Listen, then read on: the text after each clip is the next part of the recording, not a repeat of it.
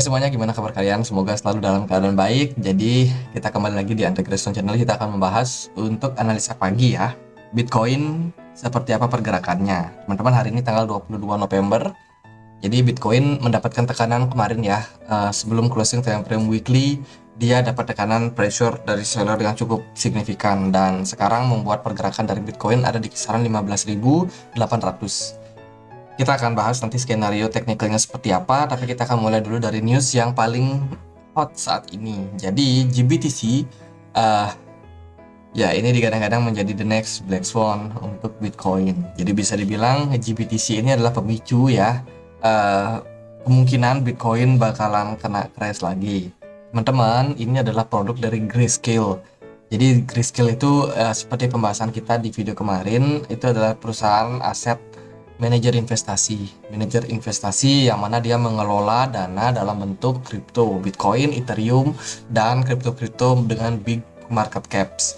Nah, produk mereka salah satunya itu adalah GBTC yang digadang-gadang setara dengan satu Bitcoin. Jadi kalau teman-teman punya GBTC atau Grayscale Bitcoin Trust, itu teman-teman sama dengan memiliki satu Bitcoin.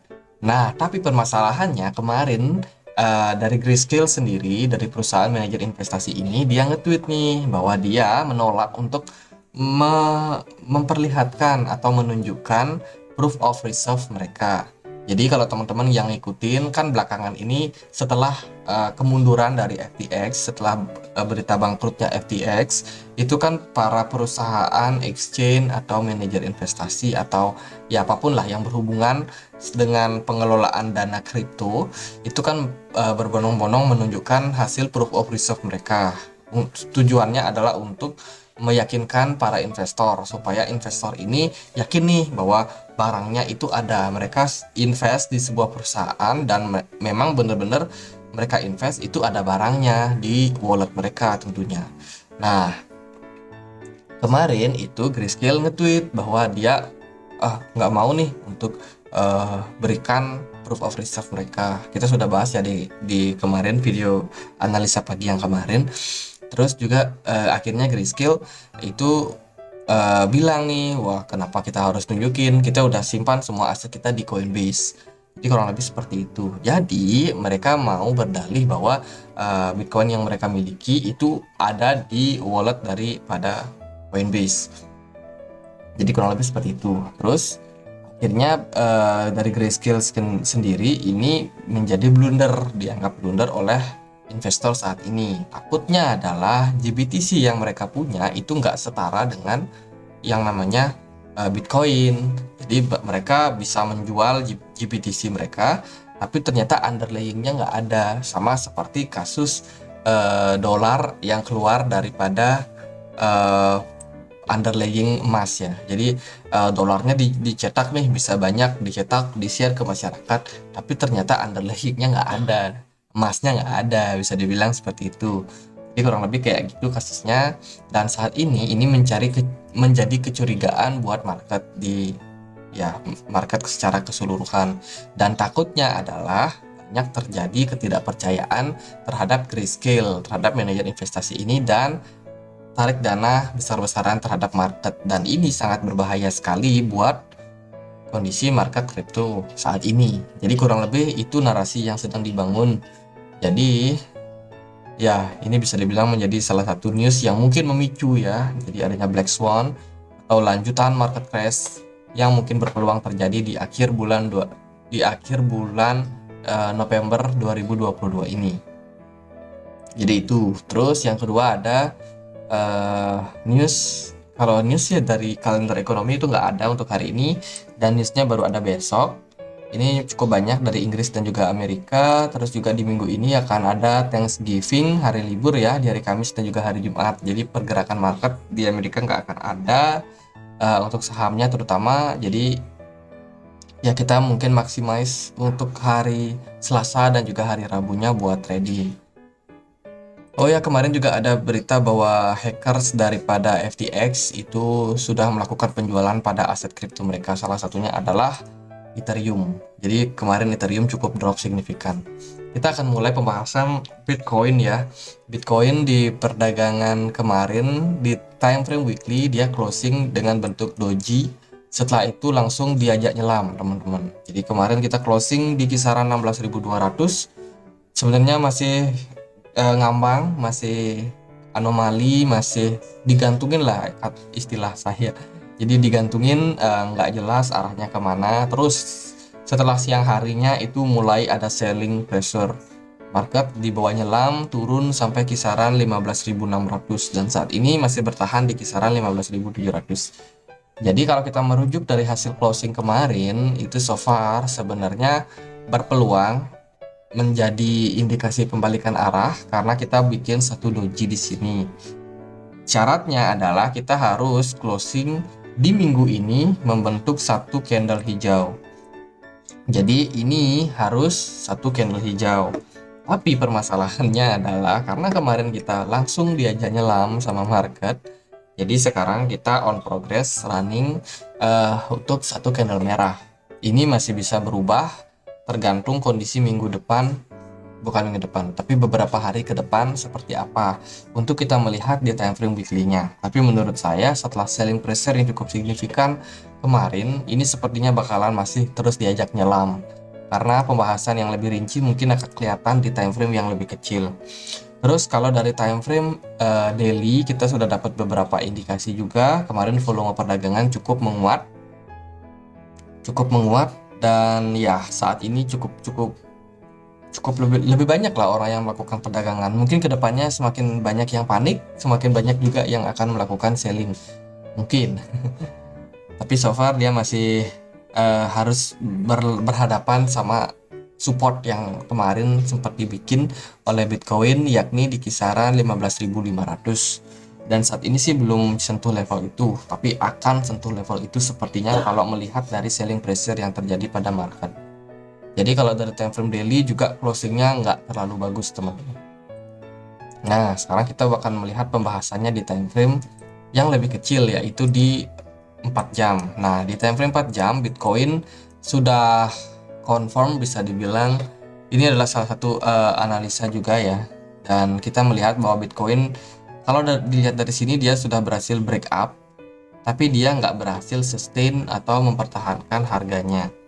Dan di satu sisi juga saya melihat bahwa Bitcoin belum breakout, tapi dia malah membentuk symmetrical triangle yang lebih luas. Jadi ini mungkin analisa yang lebih sesuai. Nah, kalau kita lihat dari progresnya kemarin Bitcoin itu confirm breakdown daripada pergerakan symmetrical triangle, dan banyak juga teman-teman yang bilang ini bearish pennant, which is ini merupakan tanda penurunan yang lebih signifikan terhadap Bitcoin. Tapi ingat, Bitcoin punya satu level support yang kuat, yaitu di kisaran 15.500. Nah, kalau skenario-nya seperti ini, maka kemana arah Bitcoin selanjutnya? Kalau kita melihat ya dari segi volume perdagangan yang kemarin cukup besar juga aksi selling pressure-nya, meskipun kemarin so far Bitcoin itu sempat drop signifikan, tapi dia sedikit masuk, dan ternyata Bitcoin-nya ini kembali kena reject di kisaran 16.200. So, posisi saat ini menandakan bahwa Bitcoin sedang berada dalam tekanan yang cukup signifikan. Ini juga dikonfirmasi sama MACD yang masih merah, dalam kondisi merah. Tapi teman-teman harus note juga bahwa jangan terlena sama kondisi ini. Bitcoin kalau kita lihat-lihat nih, dia berpotensi membuat yang namanya bullish divergence. Cuman memang mungkin kita masih berpotensi diajak nyelam lagi. Mungkin akan ada penurunan yang lebih signifikan. Nah, ketika posisi MACD sudah terjadi yang namanya golden cross berikutnya, maka itu teman-teman harus berhati-hati. Jadi ini khusus buat teman-teman yang lebih banyak menggunakan indikator MACD. Hati-hati sama potensi yang terjadi yaitu bullish divergence. Tapi kondisinya ini harus memberikan Bitcoin konfirmasi bahwa dia membuat swing low yang baru. Berarti kita expect bahwa Bitcoin bisa turun ya, drop sampai kisaran 14 ribuan atau mungkin sampai di 13.800. kita harus melihat Bitcoinnya drop lebih signifikan lagi supaya kita bisa mengkonfirmasi ini adalah sebuah bullish divergence. Nanti polanya kurang lebih akan seperti ini. Jadi dari segi pergerakan turun, sementara dari indikator akan terlihat naik. So itu merupakan tanda-tanda awal bahwa Bitcoin ready to get bottom. Kalau kita lihat dari skenario ini, maka potensi berikutnya Bitcoin ini bisa turun ya. Kita ambil dari badinya, kita pindahkan ke sini, maka targetnya itu bisa turun sampai kisaran 13.700 something. Atau biasanya ada juga teman-teman yang mungkin melihat bahwa potensi bottomnya itu biasanya kita ambil dari sini. Dari sini ya, dari titik breakoutnya. Kita tarik sekarang ke sini, maka target penurunannya ya kurang lebih di area tersebut juga, di kisaran 13.600. Jadi ya kurang lebih target profit kita saat ini buat teman-teman yang mungkin melakukan short atau yang hold BTC down, itu teman-teman harus siap buat taking profit di kisaran 13.800 karena peluangnya kita masih sangat mungkin untuk turun ke level tersebut. Nah, itu salah satu skenario yang mungkin terjadi pada Bitcoin. Ingat ya, salah satu skenario. Masih ada skenario yang lain yang juga berpeluang terjadi terhadap Bitcoin. Salah satunya itu kalau menurut saya pribadi adalah Bitcoin bergerak di dalam sebuah range besar, yaitu falling wedge pattern. Ini adalah kita sudah sempat bahas di video kemarin juga bahwa Bitcoin ada potensial running ke wave 5. Wave 5-nya dicurigai ada di kisaran 14 ribuan. Jadi di level terakhir tadi ya, itu dicurigai sebagai level bottom, tapi buat ke sana kita tentunya butuh untuk melihat seperti apa proses rejection yang terjadi di level-level tersebut. Nah, kalau kita lihat dari skenario ini, Bitcoin juga berpeluang membentuk yang namanya falling wedge sebelum akhirnya dia mengalami fase reversal. Dan untuk impulsive wave-nya kita ongoing running wave 5. So, kalau ini yang memang terjadi, maka bentar lagi Bitcoin akan dapat level bottom. So nggak ada yang perlu dikhawatirin buat teman-teman yang mungkin mau serok barang nih, masih ragu. Teman-teman bisa pertimbangkan level tersebut menjadi level kalian untuk ambil barang, atau mungkin di level support. Jadi kita perhatikan aja level-level support yang kuat. Contohnya di 15.500 itu level support yang kuat. Terus juga ada di kisaran 14.000 level support yang kuat. Yang lain mungkin berpeluang lebih turun lagi sampai kisaran 12.800. Itu juga level support yang kuat yang terbentuk waktu Bitcoin ketahan di kisaran 2020 di bulan Juli. Jadi banyak alternatif menjadi level support. Cuma kita nggak tahu di mana titik bottom yang pasti, teman-teman. So kita harus tetap prepare, hati-hati buat teman-teman yang trading, terutama yang pasang long. Ini arusnya lagi banyak turun ke bawah. So ya sekian aja untuk pembahasan kali ini, semoga bisa bermanfaat teman-teman. Jangan lupa kita punya komunitas diskusi di Telegram, buat yang mau join boleh join, linknya bisa temukan di kolom deskripsi. Ini ada yang lucu nih, pembantaian Iran dibantai England. Oke. Ya sekian aja, semoga bisa bermanfaat, dan akhir kata saya Andre. Terima kasih.